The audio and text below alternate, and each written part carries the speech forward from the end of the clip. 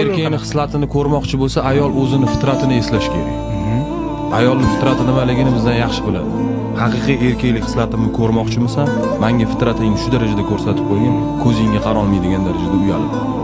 Kirib kelganimda yerga qarab turib shu darajada xizmatimni qilib bergin, har safar ko'chaga chiqqanimda sen uchun butun vujudim bilan ishlab kel. Mana o'sha fitrat.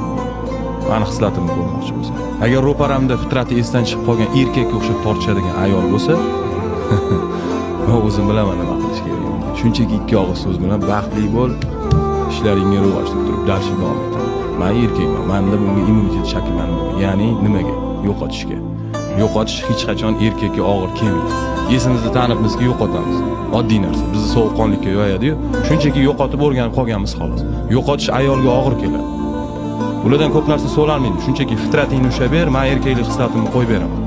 Ko'chada charchab kelganimda menga nimaga charchadingiz deb so'rama. Shunchaki vassanavleniya bersa yetadi.